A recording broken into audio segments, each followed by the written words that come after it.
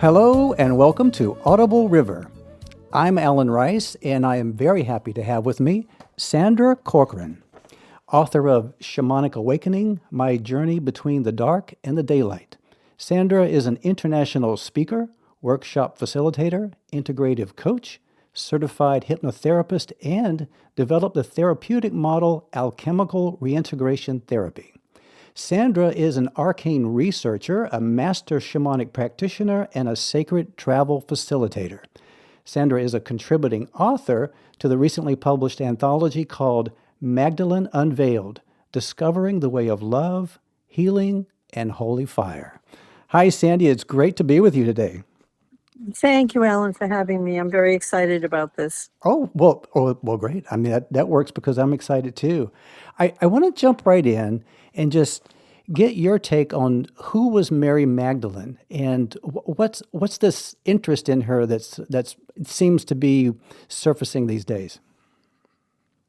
Well, I believe Mary was an avatar. I believe that she came during the time of Yeshua, the Christ, because they had a combined mission.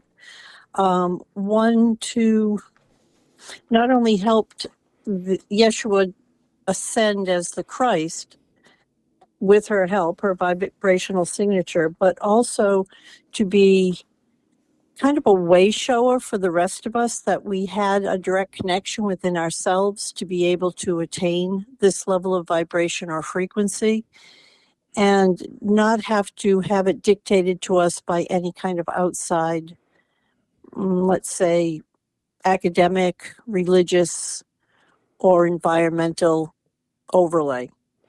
Okay. There's a couple things there. Avatar. What do you mean by avatar? I think an avatar, from my perspective, is a higher ascended being who's done a lot of work, both in body and out of body, to hold light codes. I think we all live inside kind of a frequency matrix, and I think the Christos is a frequency for awakening and consciousness.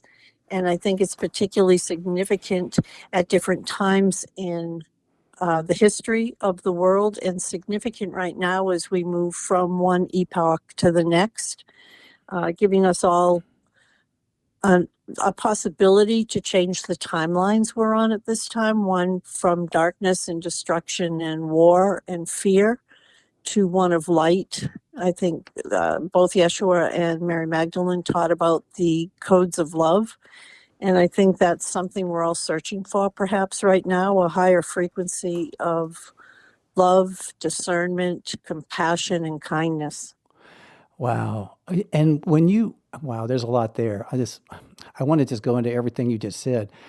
But first of all, Yeshua I mean, I understand that is like the Aramaic pronunciation of the person we call Jesus. I mean, just want to clarify that for anybody listening. Is that correct? Yes, Okay. correct. That's correct. Yeah. So that is like the original pronunciation. And Mary Magdalene that's the Mary, we're talking about the Mary that most of us know from the Bible stories. Yet you understand Well, her in a different way. well, I think the Bible stories were written by political men at the time who needed to change the direction of what was happening on the world stage, from one of self-evidence that we all have a connection of our own to the, let's say, the Godhead, the Father, Mother, God. I think religion at that time was very political, and I think a lot was written out about the Marys. I see more as a title. I mean, that's why you have so many Marys in the Bible. I think they were high priestesses, miraphors, trained in different healing techniques as well as ascension techniques, including like Mary the Mother, who was trained in parthenogenesis, which is bringing forth the light of the sun, her Wow. child, Mhm. Jesus. Um, and I think I'm trying not to get lost in the question here, but I think a lot of times books are written by the winners or by the dominators. And so I think a lot of her story Yeah. was written out by history. Right. Yes. Um, so I mean, to me, me personally, in my own, time on this planet, I grew up in a fundamental Christian church, and went to Sunday school every Sunday. So I have this indoctrination in my early childhood into Christianity, and so as I move forward in life, and being seeking truth and trying to answer questions regarding my own experiences, this encountering the feminine divinity and understanding that in my own life, in my experiences, and how important that is. And earlier you used the phrase Father, Mother, God.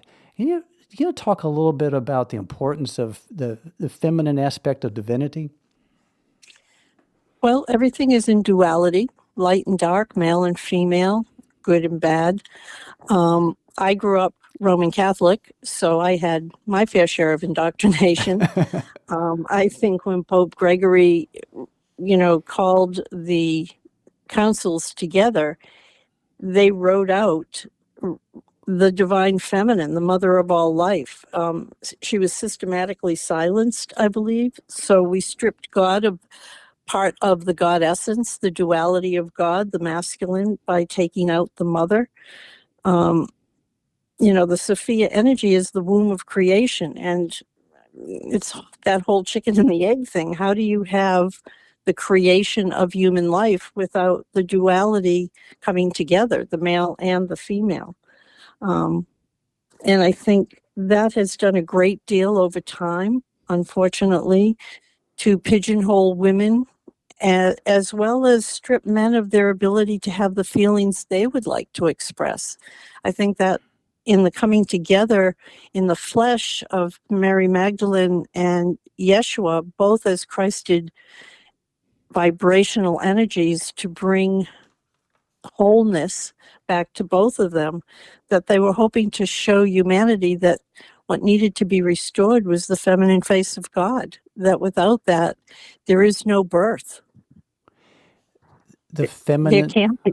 Well, right, yeah, I get right. I mean, all of life. I mean, if we're being real, I mean, there's male and female. I mean, like the, I mean, the feminine gives life, and the male. How would you say it? I mean, like we Protects life. protects. Okay, very good. I like that. Yes, and that, I mean, these are classic important roles. I think I got a little bit of a tricky question here, though, in my mind. So we're talking about aspects of divinity, and um, so if we have a father aspect and we have a mother aspect, are these like real divine beings, or like these separate aspects? Can we relate to them individually, or are these just concepts that we are um, you know becoming accustomed to in a whole, or is it everything? What do you think about that?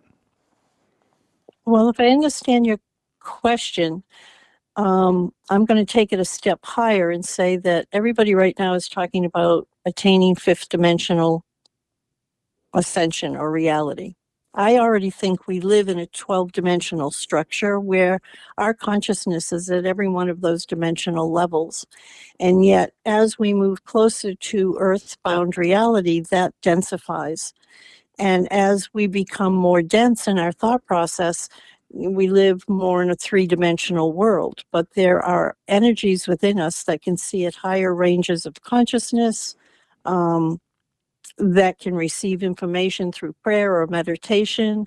And I think that during different times, whether it's Jesus or Buddha or Mary Magdalene or Pistis Sophia or Krishna or Mohammed, that different embodiments of light encoded information come down and settle into a human form, into matter, which is, I believe, the hardest thing to do. I think to be in body is really hard, but it's part of the ascension process. It's part of the descent into matter to be able to rise again to the light encoded energy that's in all of us, that we actually always vibrate at but need to remember. And I think part of remembering is bringing together those polar opposites in ourselves, spirit and matter. And we have to do that through the duality of male and female within each of us. Did that answer your question? Yes. Yes. Well, right. Yeah, right. I understand my question wasn't, I mean, I thought about it. It wasn't entirely clear. But I love your answer though. So you talk about descent. And so okay, and let me just try to recap what you just told me in a, succinctly. Okay. That we're already existing on 12 dimensions. I think that's the word that you use. But 12 levels of reality, Frequencies. 12 Yes, that's what, frequencies. We're, yeah. we exist on that. But our bodies are, and I'm interpreting here, our bodies are limiting our mind's perception of many of these realities. Our And heart's perception. our Yes. heart's perception, is that what you just said? Yes. Our heart's Because the heart is the higher brain. The heart is what's connected to the codes of love, to the frequencies of higher knowing. codes It's of, not our brain. Our brain is the computer that we work with, but it's our heart that resonates to the higher frequencies. okay, you know what? This just reminded me of some epiphany I had, years ago about this male female duality, and that what I found real for me is that the feminine aspect understood what matters, the value. The male aspect figures stuff out, can like do anything, can like, is the execute, I mean, the executive head that can get things done, but that male aspect doesn't have the means of understanding the value of what needs to be done without the female perspective, and that the female carries, I mean, and this is just, me, that feminine side, because I saw this, from talking to other women, and I finally came to understand. I was like, you understand something that I never even looked at, and why that's important, and I'm just like, give me a job, I'll go do it. So you know, does this make sense to you? I mean, the way I'm like, dividing that up, is that any kind of common thinking? No, it does make sense to me, but I think within each of us, we carry those codes, those masculine and feminine codes. And I Right. think that's what the Christed piece of coming together in sacred sexuality is, what Mary Magdalene and Jesus were trying to impart, is that the fact that we have both of those energies within us. And when we bring them together in a balanced way, we have open heart energy that can execute what needs to be done next.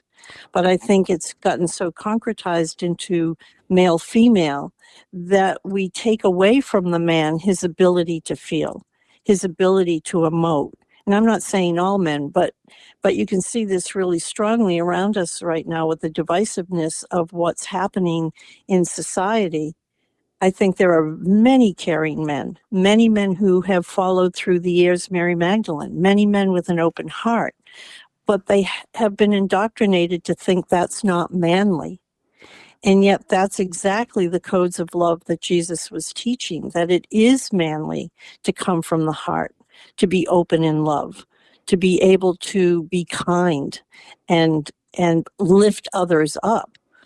I don't think you need just a woman to do that, because I think what's happened over the years is, there are unkind women out there too. Right. There Right. are women who are not living in the essence of their femininity. And that doesn't mean to be weaker or to be less than or to just, Mhm. kumbaya and love every day. Right. It means that you have to be able to hold the choices you make and execute those with kindness and love. And I think that's what we're all looking for right now. I think that's part of the ascension of being better human beings.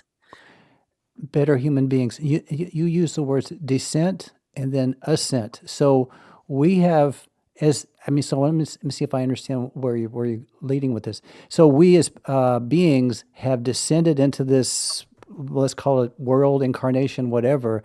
And what we do, what's once we get here, is that we choose to ascend. I mean, is that simply what you're trying to say here, or? No, we choose how we live our lives, how we're Oh, accountable for what we do, oh, okay. to the kindness we can execute or the unkindness that we can execute. Yeah. I think the choice, Grandma Twyla, who was one of my major mentors, used to tell me, We have a choice, but that choice can be a challenge until we commit to what it is we need to do to be accountable for the choices we make. And basically what she was saying is every human being has the capacity to know right and wrong, that we all have a moral barometer within us that allows us to see when we're being unkind or when we're being kind. And I think many people have lost sight of the fact that it doesn't matter the color or the religion or the gender choice, that we're not living in kindness anymore. Right. And to be able to bridge and execute one's ability to be kind means one has to come from cleaning up their own garbage first. Yeah. And we all have emotional garbage. We've all been indoctrinated in something. We all have judgments of what we assume is right and wrong. Yeah.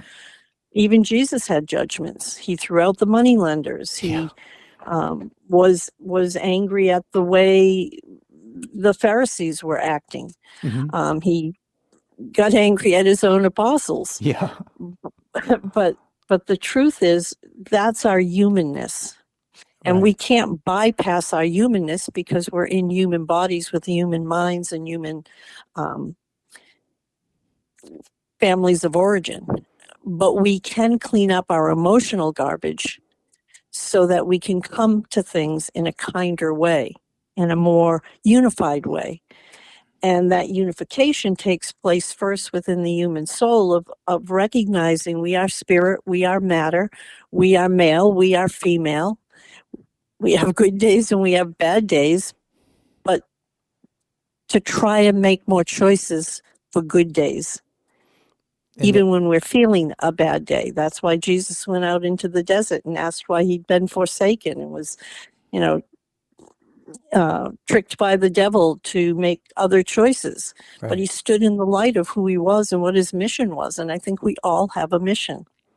And some people's is very easy and some people's is very hard. Right. That's that. Oh, there's a lot there too.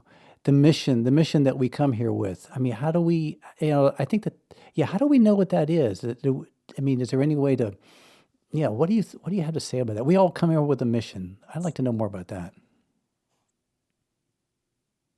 Yeah, that's a hard one. I think our mission develops over time as our awareness develops over time. I think a lot of people have possibly forgotten their mission in their own fear or in their own need to meet their bills. And I'm not saying there's anything wrong with that. Right. But if you ask a person what their mission is, it's not just to make money. It's not just to have a house with a white picket fence and 2 SUVs in the driveway. That hasn't made a lot of people happy. I think our mission is to find happiness. Our mission is to resonate in joy. Our mission is to be healthy in our bodies and to make healthy choices. And I think we've gotten far away from that. And I think the vibration of the world right now shows us that, which is why a lot of people are trying to figure out, what is my happiness? What is my joy? What is my mission? Yeah. And that's an individual quest. Yes. Boy, I think that it's obvious to everybody on this planet that we are going through changing times. I mean, that we're definitely moving into something different, and we have been for some time. I think that everybody on the planet is somehow acutely aware of that. And to me personally, in my life, it feels like, whatever my mission is, or I think it is, or evolves into, it seems to always be forged in extreme challenge. Absolutely. Absolutely. Which is why the world is an extreme challenge right now. Because we need to make different choices. Yeah, so that almost nobody gets to just sit by. It's like you got to make a choice. You're either, and the choice could be to ignore everything, but there are choices being made, and we are forced to make these choices because the world is just making us make these choices. In this time, and Oh, I want to go back to something, that I had on my mind moments ago about, you were talking about Yeshua. And one of the things that stuck in my mind once I had left Christianity and went back to take another look later, the very first thing that he said in his first public address, according to the Gospels of the Bible, the very first words out of his mouth were, "The meek shall inherit the earth," and that has confounded a lot of people as to exactly what that means. But to me, I'm thinking like that's where the courage is right there. And that's where, to be what is that meekness? What does it achieve? How does that turn into a fulfilling life to be meek?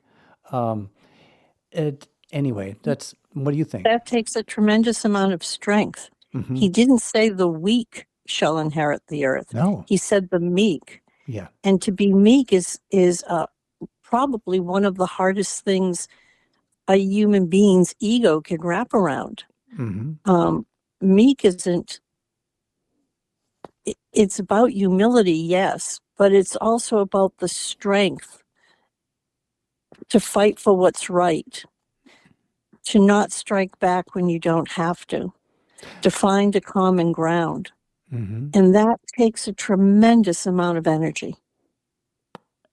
Yes, so we're not talking about just laying back and taking what comes. We're talking about a spiritual resilience that can be peaceful in all circumstances. And that's how I'm interpreting that. Yes, and to be able to activate that when you need to be the Rosa Parks, to be the Gandhi. Those people were humiliated. Those people were chastised. Those people were called out. But those people were meek enough to stand to the mission that they had chosen to uplift humanity in different ways. Wow, that's a powerful way to look at this. Yeah. I have friends of mine, who want to kind of brush that aside, say, "Oh no, it doesn't mean that," because people, like you said in the beginning, they equate meekness with weakness, and it's Right. very different things. I want to go back to Mary Magdalene because, I found out that there was actually a gospel of Mary that didn't make it into the Bible for reasons we can all speculate on, and the seemed like to me, and I think you mentioned it earlier, a central message in that gospel was about our individual connection with divinity. What do you understand about that? Yeah, her Bible was found in the deserts of Egypt, in I think in Nagamadi, and it is still without 6 missing pages, both in the Coptic and the Gnostic version.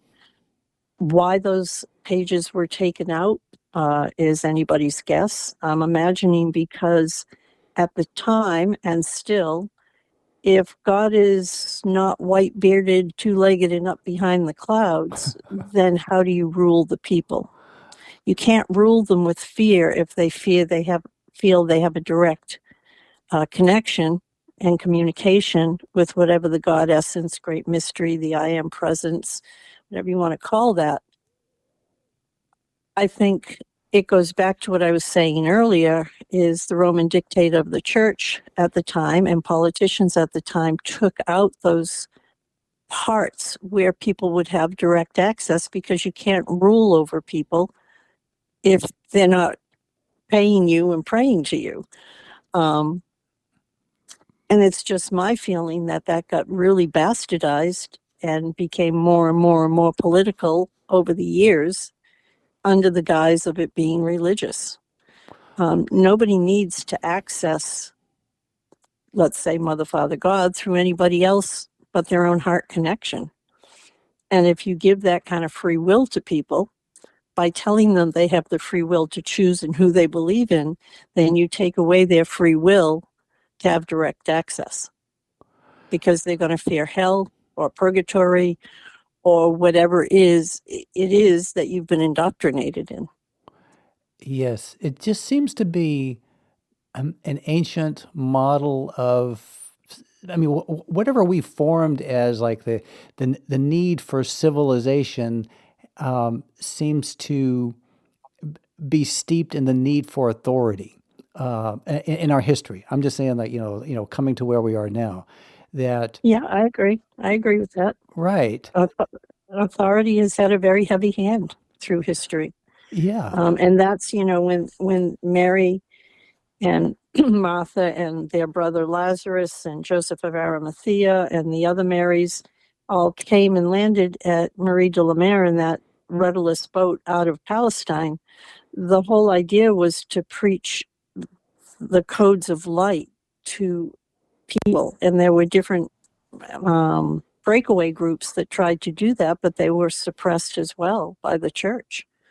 But the church is essentially political. So, did the hand of Rome ever stop?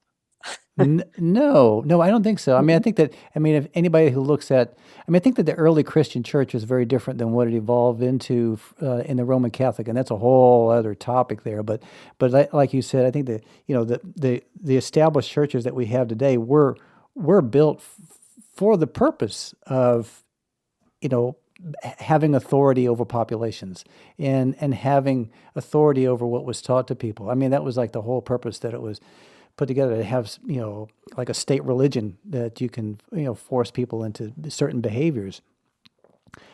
And it was I mean, like, and yeah, they co-opted a really powerful message, but you can't keep truth down if it's lived experience in people's hearts, right? Eventually the people of this planet will find it. That's my feeling. And like, you know I'm not sure. I think Go I ahead. think we're finding it. I Yeah. think that's why you're seeing such separation and such divisiveness right now. There are those who want to suppress or control or undermine or have authority over, and there are those that are stepping away from that paradigm. And I do think there will come a time where energetically there'll be a even more obvious split. I'm not trying to get new agey or astrological or any of that. And although that all of that has something to do with some of this, but I do just think we're in a place right now of reunification. As odd as that sounds, as counterintuitive as that sounds, with the divisiveness, there is a reunification going on in the souls of people, I believe. You know, And that reunification is what's going to get us to the next step. I think so too, because I mean, these days, I mean, we have the television, the internet, we have, I mean, communication around the globe, and we're able to more or less know about what people are going through everywhere, and we know about people, and with travel, we're able to encounter people from from around the world, many different cultures, and what I see happening in my own lifetime is a really difference in the way people talk about other people and the world and their own desires. It's like, people seem to be more and more interested in peace. Peace in their own lives, and if they don't understand other people, it usually gets posed as a question like, why are they that way? I see this, in interviews on the news and people, and so like the suffering that people have, the compassion that people have for those suffering seems to be universal in the way that I see the way that people communicate from everywhere. So that kind of unity is obvious. However, the message that we're getting that's put on top of anything that we see is that, oh, there's problems and you need to do this, that, and the other to protect yourself. Yeah, and that's the generation of fear to keep people isolated and to keep people afraid of each other's color or race or gender. I mean, I've been very blessed to be able to have traveled all over through my sacred travel work, whether it's to Peru or Mexico or Turkey or Egypt or the south of France or England. And most people are just good, kind people. They want to take care of their children and have a better life for their children and be able to pay their bills and find a modicum of happiness in their life and in their world.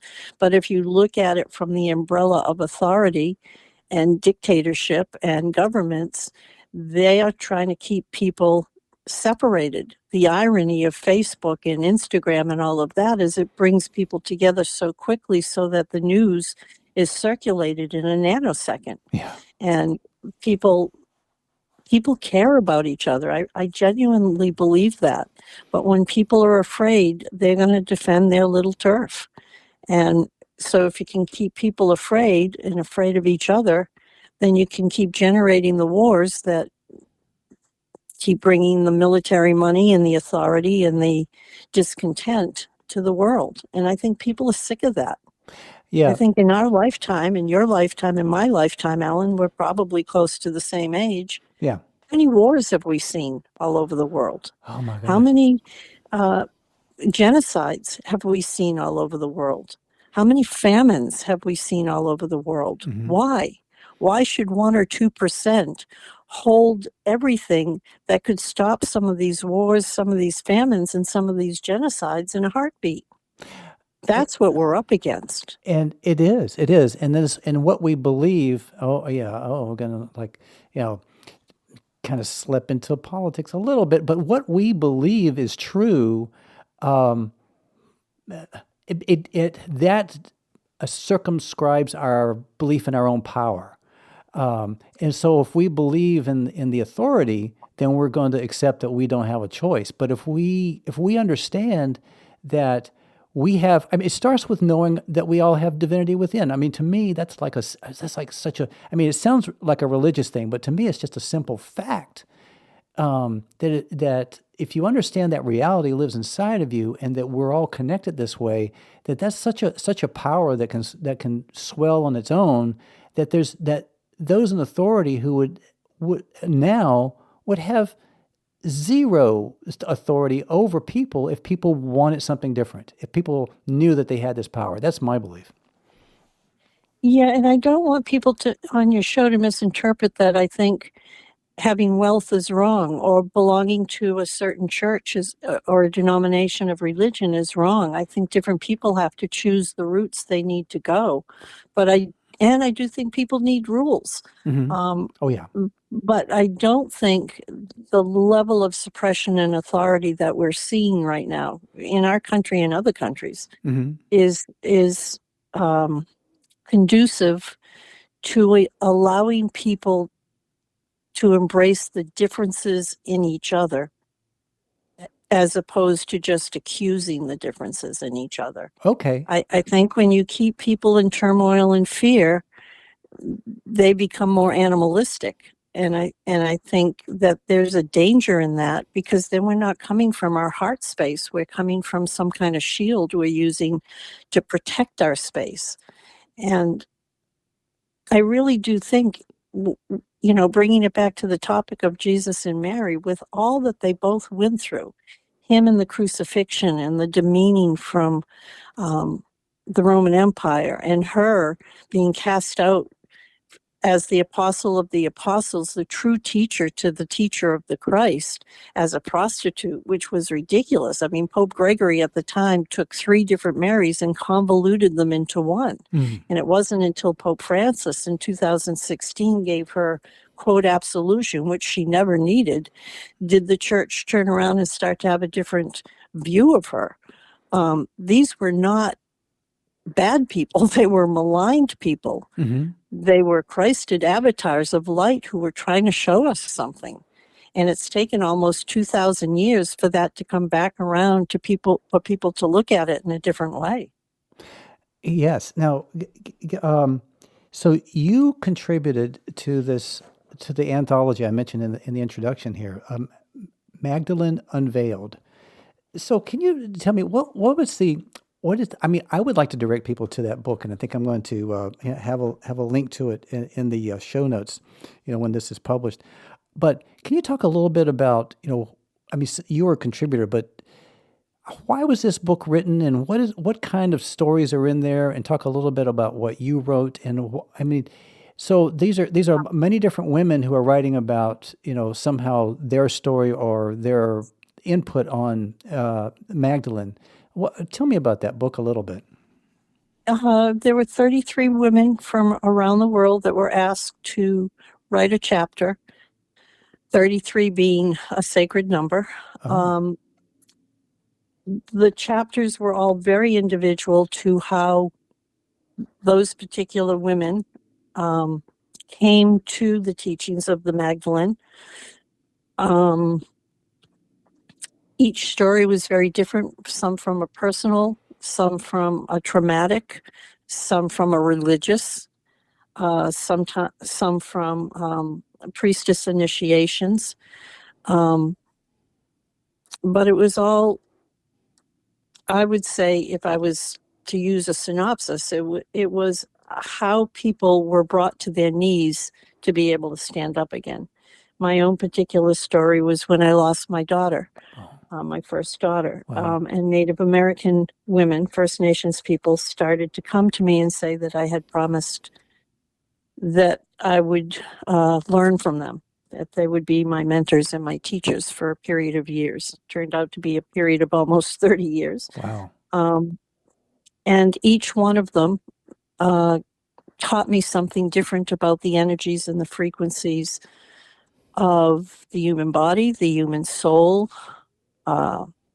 love, responsibility, accountability, the stars, our star connections, our connections to the divine, both the divine feminine and the divine masculine.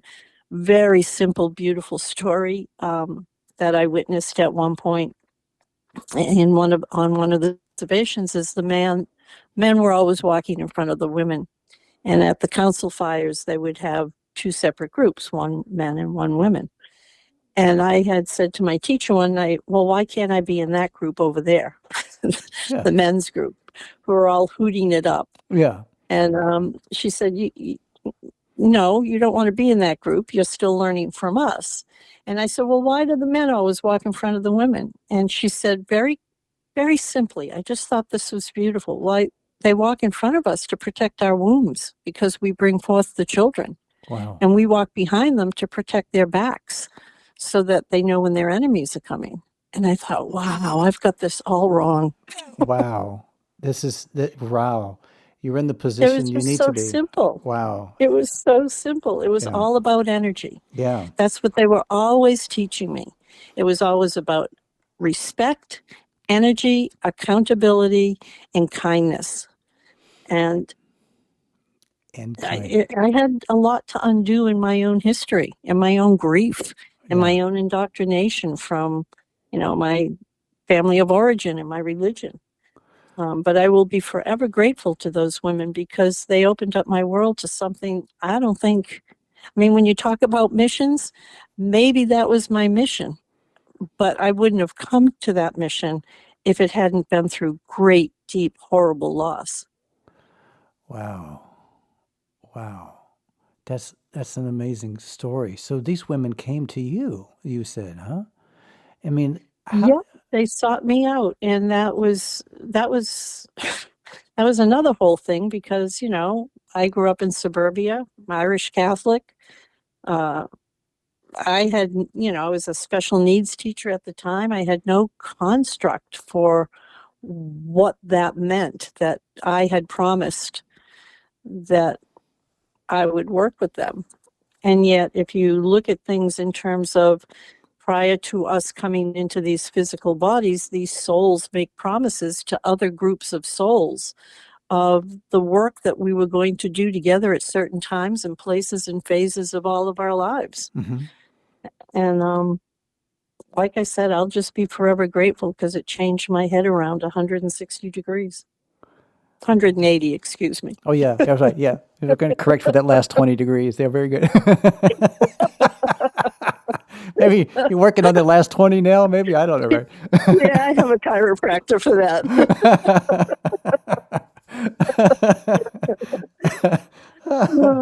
Oh, this is wonderful. Hey, so, Sandy, Um, I've some of the things that you've written about and in your work, you've mentioned making the unconscious conscious. That's a really interesting idea to me, and I just wanted to ask you, and I kind of feel like it relates to what we're talking about here. But what do you mean by that?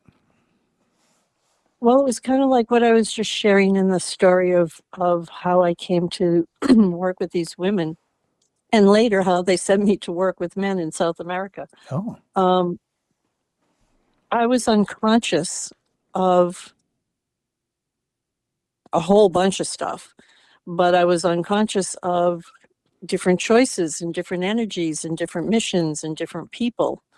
And once you make that conscious to somebody, once you sit that old black man next to that rich white woman, they're going to find something in common. Once you talk to that Palestinian and that Israeli, they're going to find something in common, because at the core of humanity, we're all unconscious about what the other person's going through. And when you make that conscious to each other, you can make different choices. And I'm not saying you're always going to make the choice for right, because I can see that in the world. But I think more often than not, when you sit two very different people down and leave them alone to open up their stories with each other, they're going to find something in common in their own humanity. And that's making the unconscious conscious.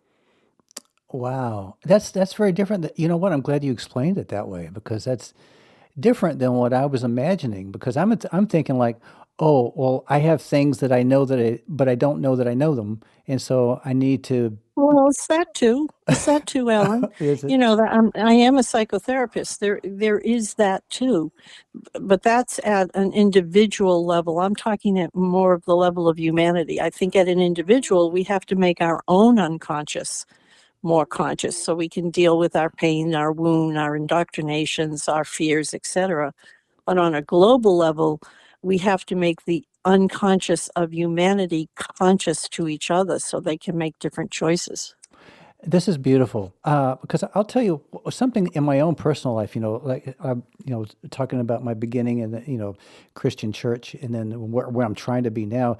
Along the way, I come to understand that my idea of spirituality or whatever growth, I mean, that it was centered on me, and I felt like that's a lot of the way the messages are constructed is like, oh, well, if you do this, you'll develop into that. Okay, and I'm talking about, but what I began as I actually began to grow and really feel things and know things, the reality that kept coming to me stronger and stronger is that I'm connected to everything and everybody.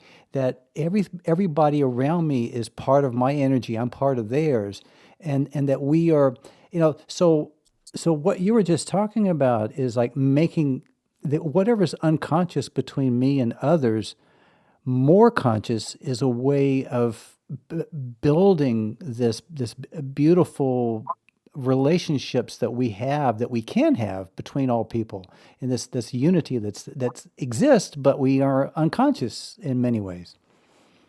Yeah, and in the unified field, um, everything exists. Everything resides in the unified field across time and space and breadth and dimensionality. So we can tap any of those effects as they flow through us in every moment. It's just the world is so sped up right now. We barely have a chance sometimes to take a breath, much less realize that everything is energy, and that tree in our backyard, and that uh, neighbor across the street, and that person that lives across the country, and that star system up in the universe, that we're all connected. We're all connected in that unified field. Wow. And that comes through our DNA, the connection. And it's not like we have junk DNA. It's divine. Those 12 strands are our cosmic intelligence, and it's designed for us to live within the construct of the fact that we're all united. Wow. Wow. Make it conscious. That's that's that's what we need to do. Wow. Um, so and I want to talk a little bit about, I mean, like ascending. What obviously, I mean, I think we touched on this in many ways. We're talking about finding our divinity within. Okay, one of the things that Magdalene wrote about, and it was curious to me, is like she had asked Jesus, Yeshua, a question, and she was recounting the answer, and I don't have it in front of me, but I'm just kind of going on memory, and that she was asking a question like, well, was this from the spirit that I got this vision, or was it from my soul? And I thought that's a really interesting question because she's set up a dynamic relationship between spirit and soul. And so I was wondering if you have any thoughts on that this what's going on between spirit and soul in a person. Well, first of all, I want to say that question that she asked had to do with a man living, 400 years after Jesus who wrote that in the Bible. Oh. She was a highly trained priestess. She knew exactly what she was doing. She was a Miraphor priestess. She knew exactly what she was healing with the unguents she used. Mm. But, getting back specifically to spirit and soul, we all have a soul. We're never disconnected from our soul. Our soul is the essence of what incorporates our light body at higher and higher dimensions of being as we're connected to the all that is.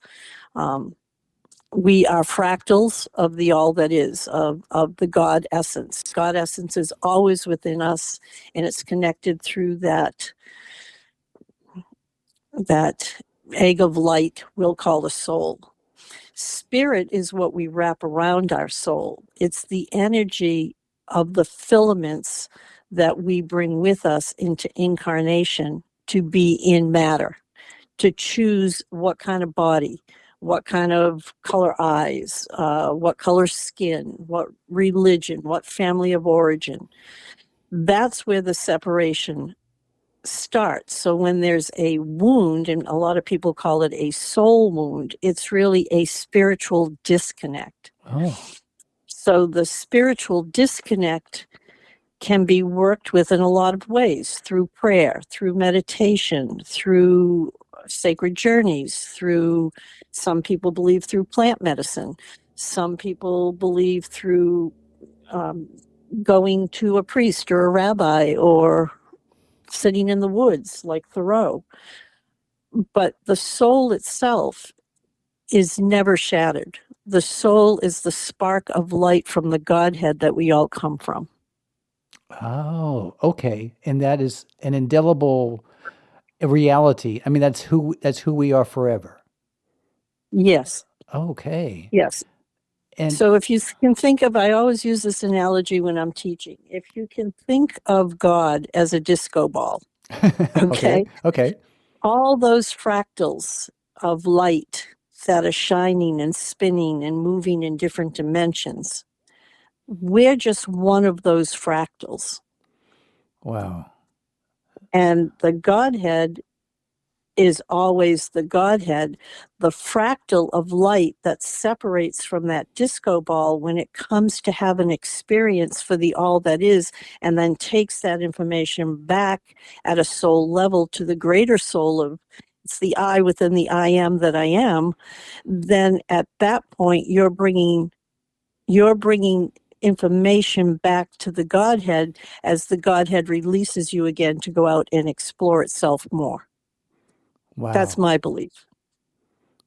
That's a beautiful belief.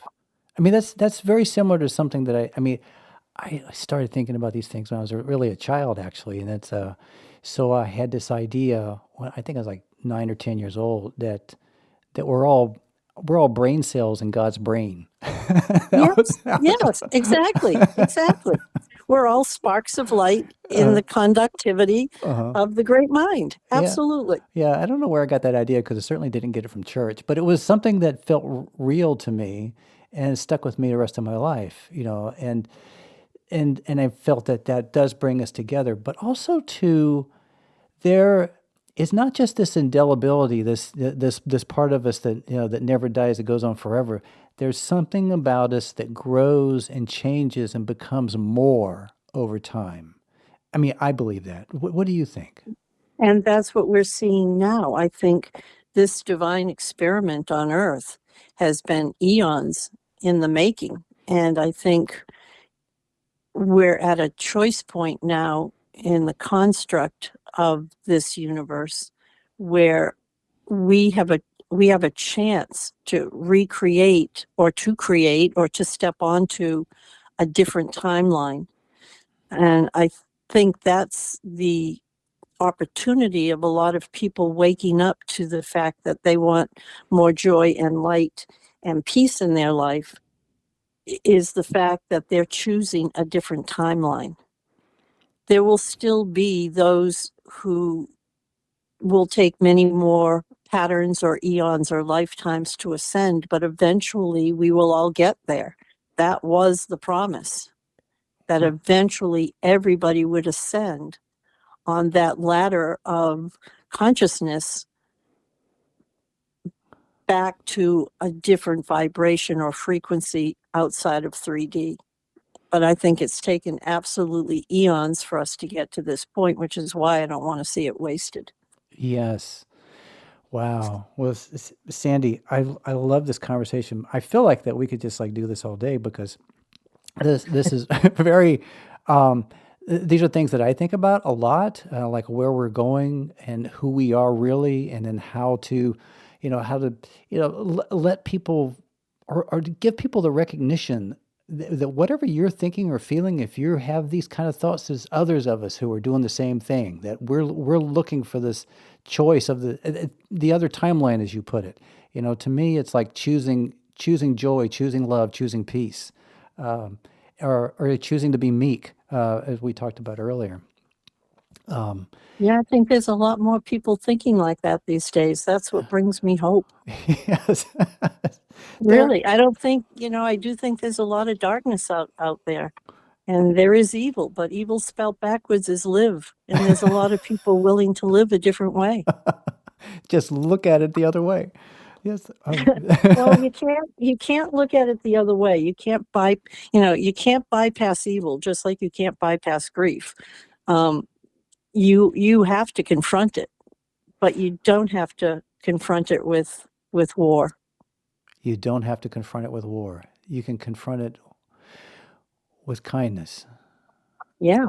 Wow. And that, goes back to the whole history of what men have been taught, is that they can't, that's seen as a weakness. I'm not saying, again, all men, but I think bringing the divine life force energy of the mother of all life back into the grail of who we all are means that in that creation and in that balance, men get to feel and women get to remember. This is beautiful, beautiful, Sandy. Well, I've loved our conversation, and thank you. This has been joyous. I don't have these conversations with everybody. Well, I'm so happy that, I'm really, really happy that we did have this conversation. Well, Sandy, you know what? And maybe we'll do this again if you're open to it, because I would love to follow up on some of these things that we touched on in this conversation. And that would be terrific. I would love that, Alan. Would you? Okay. All right. I'm going to hold you to it. Okay. And that is all for this episode of Audible River. And wherever you are on this wonderful planet, we would love to know what you think about our podcast. So please leave a comment or email us at audibleriverpodcast@gmail.com. Thank you for listening.